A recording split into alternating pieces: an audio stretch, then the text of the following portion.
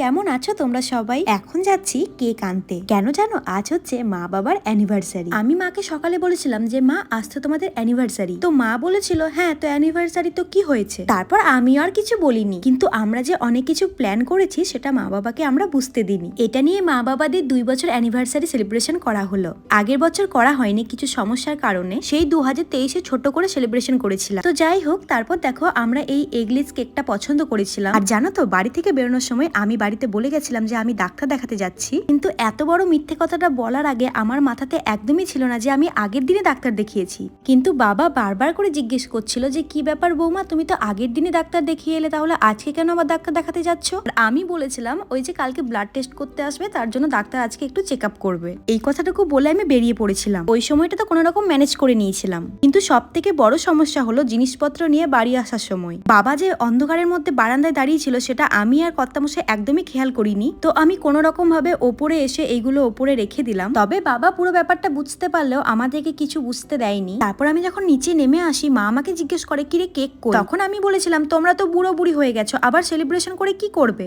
বুড়ি হয়ে গেছে, আবার কেক কেটে কি করবে গো? তোমার বৌমা সারপ্রাইজ দেবে। আমি কেকই আনিনি।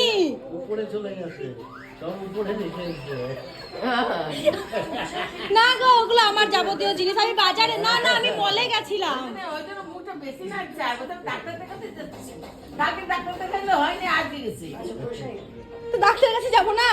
দেখেছো, আমাকে একটা মিথ্যে কথা নয় হাজার হাজারটা মিথ্যে কথা বলতে হয়েছে। আমি তো ঠিকই করতে পারছিলাম না যে আমি মিথ্যেটা কি বলবো, যে আমি মলে গেছিলাম নাকি আমি ডাক্তার দেখাতে গেছিলাম। তো ওখানেই আমি ধরা পড়ে যাই। চলো, ধরা যখন পড়ে গেছি আর বেশিক্ষণ লুকিয়ে রেখে লাভ নেই। আমি যখনই মা বাবার অ্যানিভার্সারি সেলিব্রেশন করি তখনই মা শুধু একটাই কথা বলে, আমাদের তো বিয়ে এতগুলো বছর হয়ে গেছে, একটা দিনও আমরা অ্যানিভার্সারি সেলিব্রেশন করি। তুই বিয়ে করে আসার পর থেকে আমাদের অ্যানিভার্সারিটা করছিস। আচ্ছা তোমরাই আমাকে বলো, আমাদের যখন অ্যানিভার্সারি সেলিব্রেশন করা হয় তাহলে মা বাবার কেন অ্যানিভার্সারি সেলিব্রেশন করা হবে না? মা বাবাদের অ্যানিভার্সারি সেলিব্রেশন তো ছেলে মেয়েরাই করে, আর আমিও তো মা বাবার আরেকটা মেয়ে। আমি যবে থেকে এই বাড়িতে বিয়ে করে এসেছি আমার একটা দিনের জন্য মনে হয়নি যে আমি শ্বশুর বাড়িতে আছি।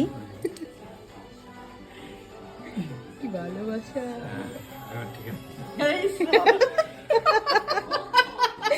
দেখেছো কত খুশি দুইজনে? এই যে এই দুইজনের হাসিটা দেখছো, এই হাসিতেই ধরা পড়ে যাচ্ছে আজকে দুইজনে খুবই খুশি হয়েছে। ইচ্ছা আছে অনেক বড় করে একদিন মা বাবার অ্যানিভার্সারি সেলিব্রেশন করব।